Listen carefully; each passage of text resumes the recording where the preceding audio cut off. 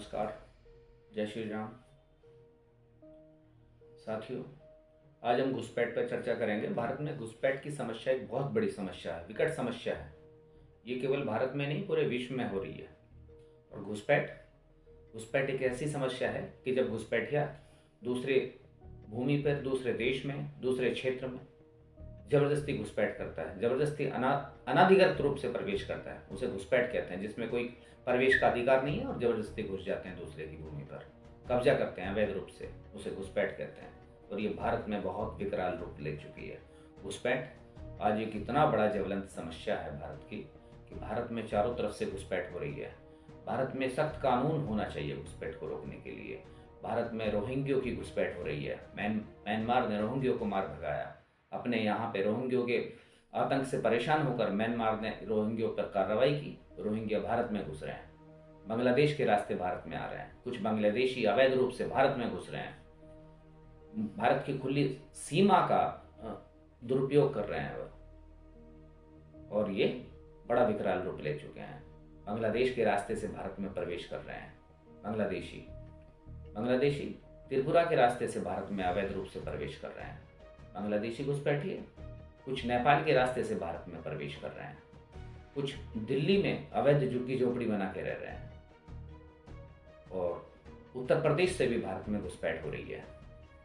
हिमाचल के रास्ते, कश्मीर के रास्ते भी भारत में घुसपैठ हो रही है। और इनका सबका सेंटर जो भारत के धार्मिक स्थल है। कौन से धार्मिक स्थल? जो जिहादी यूज करते हैं, जो जिहादी अपने काम में यूज करते हैं। धार्मिक स्थलों को अवैध रूप से घुसपैठियों की शरणस्थली बना दिया उन लोगों ने। घुसपैठिए इन धार्मिक स्थलों में, जिहादियों के धार्मिक स्थलों में प्रवेश करते हैं क्योंकि वो उनके धर्म स्थल है।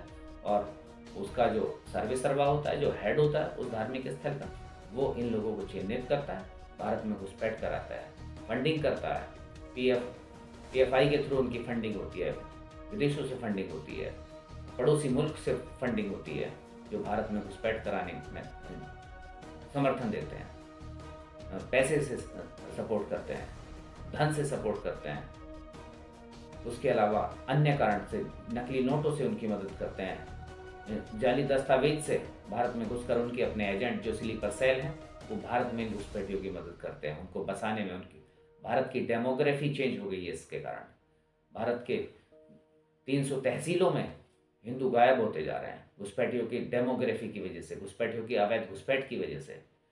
भारत के 200 जिलों में हिंदू गायब हो रहे हैं, वहाँ की डेमोग्राफी चेंज होगी इन घुसपैठियों की वजह से। और भारत की सरकार दलगत राजनीति में फंस के इन घुसपैठियों को आधार कार्ड मुहैया करा रही है, राशन कार्ड इनके बना रही है। और इनका विरोधी समाज, इनका जो समाज है, जो जिसे हम विरोधी कहते हैं, जो भारत के विरोध में है, वो इनकी मदद कर रहे हैं। वो जिहादी इन घुसपैठियों की मदद कर रहे हैं। इस तरीके से भारत में अवैध घुसपैठ हो रही है। भारत के जो मूल निवासी हैं, भारत के जो नागरिक हैं, वो उनकी समस्या से त्रस्त हैं। वो भारत के नागरिकों का हक छीन रहे हैं, हक मार रहे हैं, यहाँ की भूमि पर अवैध रूप से बस रहे हैं, कब्जा कर रहे हैं। शुरू में टेंटों के रूप में, बाद में मजार बनाकर जमीन को कब्जा रहे हैं, लैंड जिहाद के रूप में जमीन को कब्जा रहे हैं। हर तरीके से भारत को चोट पहुंचा रहे हैं, भारत के कारोबार पर अवैध रूप से कब्जा कर रहे हैं। और रात में ये लोग चोरियां करते हैं, रात में चोरी करते हैं। रोहिंग्या बड़े बड़े महानगरों में चोरी करने की नीयत से घर में घुस जाते हैं, घर में घुस के लूटपाट करते हैं, उन्हें घर के लोगों को बंधक बना लेते हैं, खाना खाते हैं, उनके साथ मारपीट करते हैं, उन्हें ख़त्म कर देते हैं, जान से मार देते हैं, लोहे की रोड रखते हैं। कुछ केसेस जो हैं दिल्ली पुलिस की नॉलेज में आए हैं, तो उसके आधार पर कहा जा सकता है कि इन्होंने बड़ा आतंक मचाया हुआ भारत के अंदर। भारत के बड़े महानगरों में इन घुसपैठियों ने अवैध रूप से अपने संस्थान चला रहे हैं।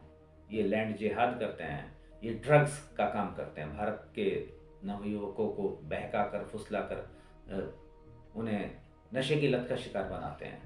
ये अवैध रूप से काम करते हैं, शराब के कारोबार में लिप्त हैं, ड्रग्स के कारोबार में लिप्त हैं, ये अवैध पैसे के लेन देन में लिप्त हैं, भारत की ज़मीनों को हड़प रहे हैं, ये भारत के संसाधनों पर कब्जा कर रहे हैं। घुसपैठ की समस्या भारत की बड़ी बर्निंग समस्या। और हमारे बुद्धिजीवी वर्ग, हमारे पत्रकार लोग और हमारा कुछ मीडिया, हमारे वामपंथी लोग इनको समर्थन दे रहे हैं और इनके राजनीतिक दल इनके राशन कार्ड बना रहे हैं, इनको सारी सुविधा मुहैया करा रहे हैं। इस तरीके से भारत में बड़ी विकट समस्या पैदा हो गई। डेमोग्राफी चेंज हो गई है बहुत सी जगह, और इन लोगों ने अपने धर्मस्थल और अपने क्षेत्र भूमि पर अधिकार करना शुरू कर दिया, राशन कार्ड बना लिए हैं, तरह तरह से भारत में घुसकर भारत के संसाधनों का दोहन कर रहे हैं। तो मेरे देशवासियों, सचेत हो जाओ, इन लोगों को बाहर निकालो, इन लोगों को पहचानो, इनको चिन्हित करो। इन लोगों के साथ व्यापार, मैं पहले भी कह चुका हूँ कि इनके साथ व्यापार ना करें, व्यवहार ना करें।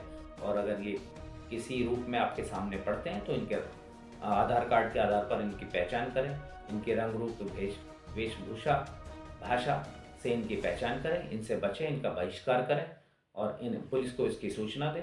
इस तरीके से आप अपने समाज को, अपने बच्चों को, अपने परिवार को, अपने देश को बचा सकते हो। अन्यथा ये हमें नष्ट कर देंगे, ये हमें बर्बाद कर देंगे, देश को खोखला कर देंगे। देश का जैसे 47 में हिस्सा हो गया एक धर्म के आधार पर, इस तरीके से दोबारा भी देश के टुकड़े कर देंगे, क्योंकि हमेशा से ये लोग होते आए हैं और हिंदू समाज हमेशा सोता रहा है।